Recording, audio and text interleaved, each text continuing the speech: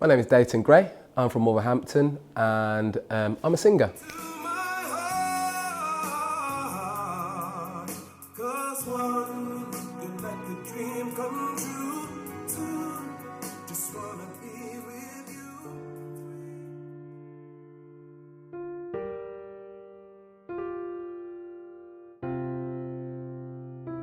I have been singing professionally for about 6 years now. It's coming up to my 6th year.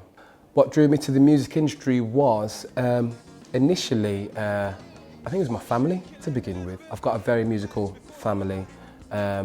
Uncles, aunts, cousins, mum, dad love being music, all from days from church.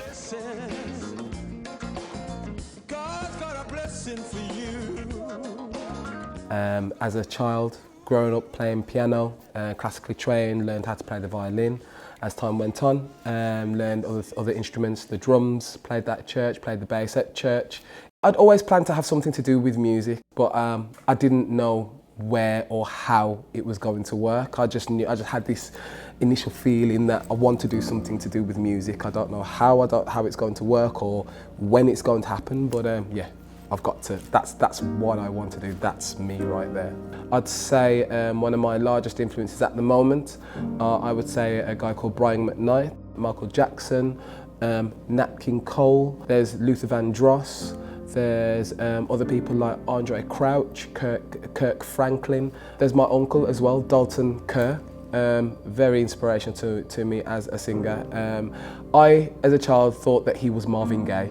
His voice is amazing. Just listen to him sing kind of also taught me how to do a lot of my singing, and hearing my uncle and my dad were really formative in how I came about to sing.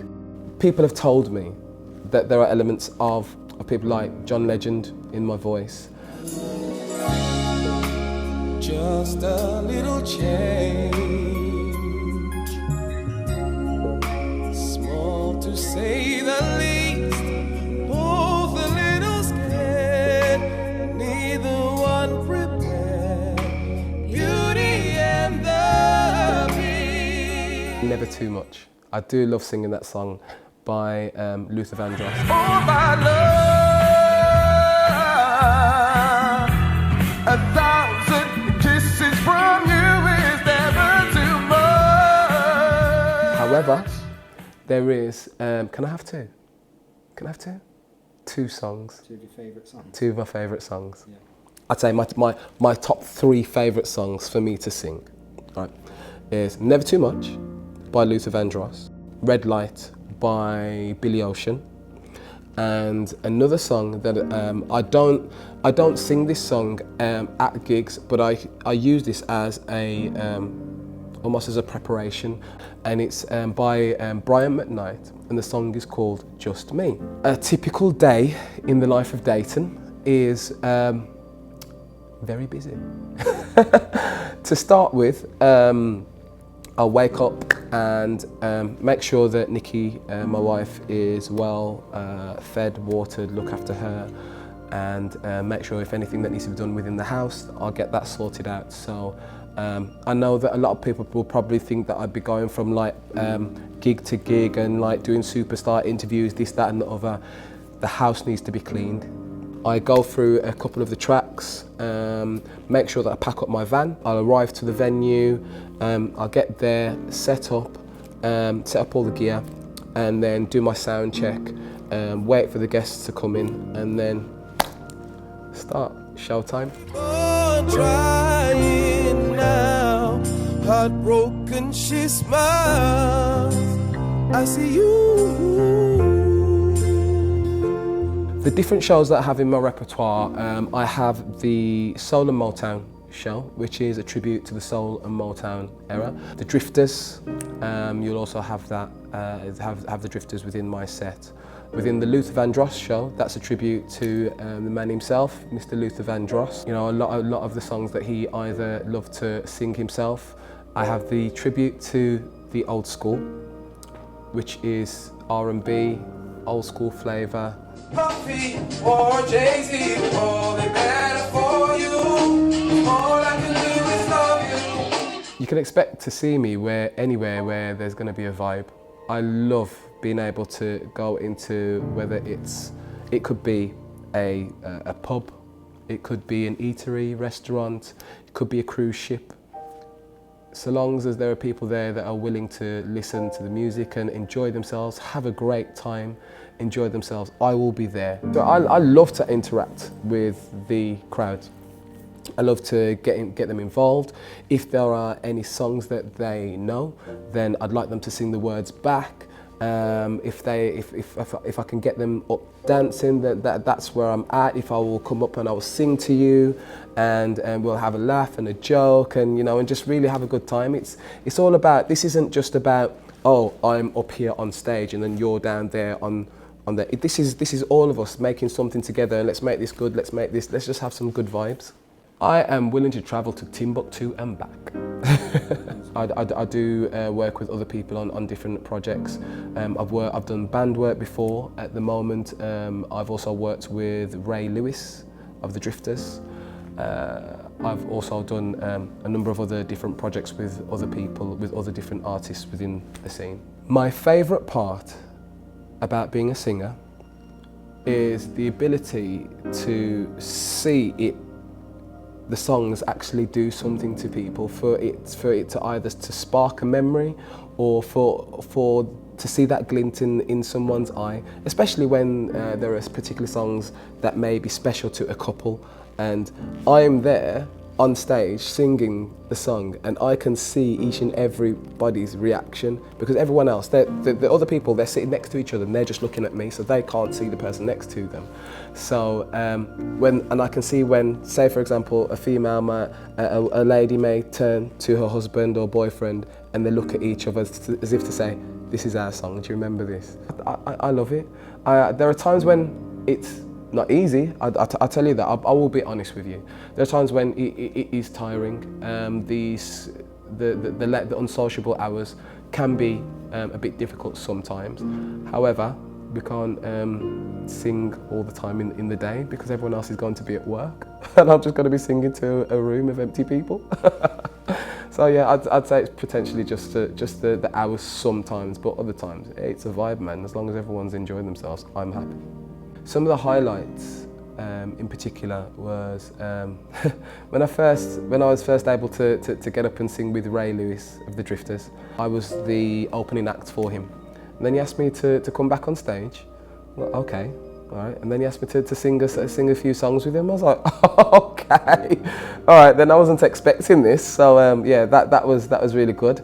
And then a couple of days later, he came to my gig unexpectedly and asked me to be part of the lineup for one of the guys. I was like, yeah. I says, yeah, I will do that. No problem at all. I'm happy to do that. In terms of nerves and anxiety, it never goes away. It doesn't go away. And I think to anyone who says that they don't suffer with nerves or anxiety, they're either lying or they're lazy and they don't really want to do it anymore, as far as I'm concerned personally. I do believe that there's the angel and the devil on each shoulder, and one's telling me saying, you're doing great, just be confident, you're doing great, this is what you love to do. And then there's the other one that could be saying some things that are not so positive towards me, and it's a matter of still fighting that and still being able to be positive for myself, be positive for others, because others need to hear the songs that have been said, because they have come because they're in need as well. We're all in need of something, and I believe that if you feel that you've got it all and you think that you know it all, then that's not the sort of person that I'd really like to be around, because every day is a school day to me. Would you feel the same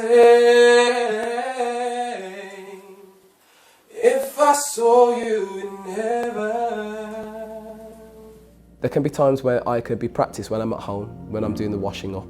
And to be honest with you, that's how I kind of got onto the scene. I was practicing. Well, I was just singing some random songs at home whilst I was doing the washing up. My wife said, you should really do something about it. I was like, I'll never be able to do it. I'd love to do music, but don't see it would ever happen.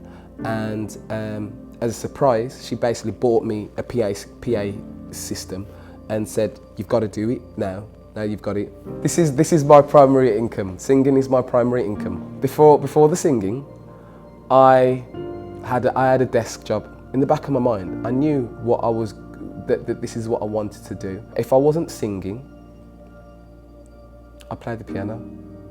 If I couldn't play the piano, I played the guitar. If I couldn't play the guitar, I just bang the drums. Even when I am grey and old, I would still love to be involved in music in one way, shape or form, whether that's to be writing for other people or whether that's just making music for other people. That's me now.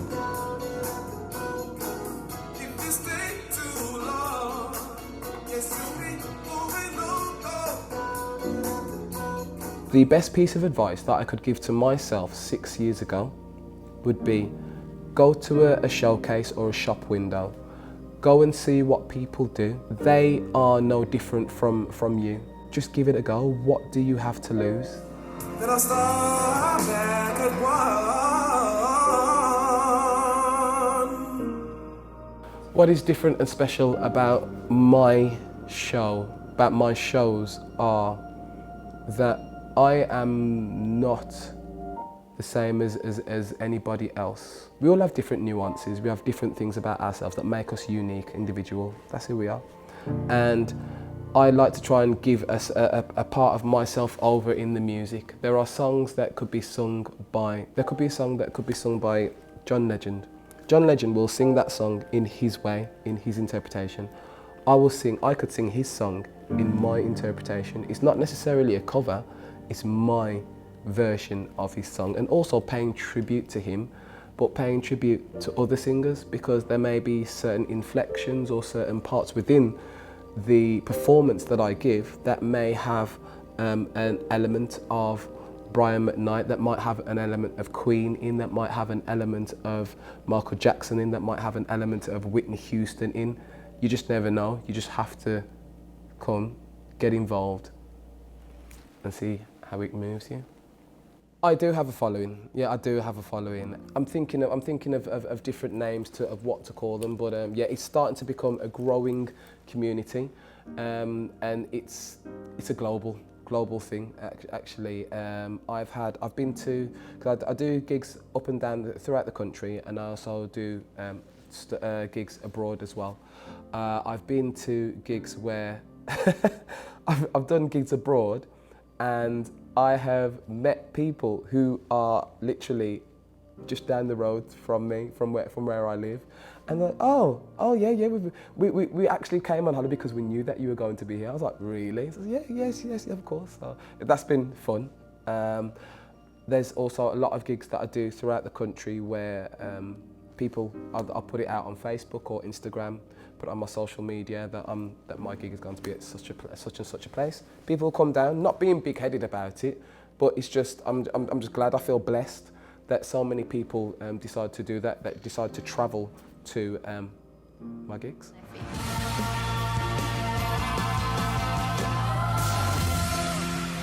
I have done a TV show called All Together now as a TV judge. I originally went there as one of the contestants. The producer of the show went away, came back to me, said, would you be interested in becoming one of the judges? I just said yes, I will try that. So it's been a really great opportunity. Met a lot of fantastic people, 99 other people, including Jerry Halliwell, who are the best people that you could ever meet. You guys can book me on daytongray.co.uk. On that, you will find my booking form, you will find a bit of information about myself and how you can get in touch with myself. And you can also find me on Facebook, you can find me on Instagram. I would like to thank, first of all, my wife, Nikki, my sons, Josh, Kay, Isaiah, Israel. Those guys are just, yeah, they're my little supporters, so thanks to those guys. I'd also like to thank all of my fans and all of my supporters. I'd like to thank you, Dom, for the support that you've given to me and how you've helped our business grow as well. And it's fantastic just to see how you guys have developed as well. I really, really do mean that. just want to thank everyone on Facebook who has been so supportive, who've been so supportive of my wife as well. She has an illness called fibromyalgia, and it's amazing the amount of support and guidance and love that people have shown on social media for my wife and for myself. Which road to choose? I'm trying to get it right, babe, 'cause we've got so much to lose.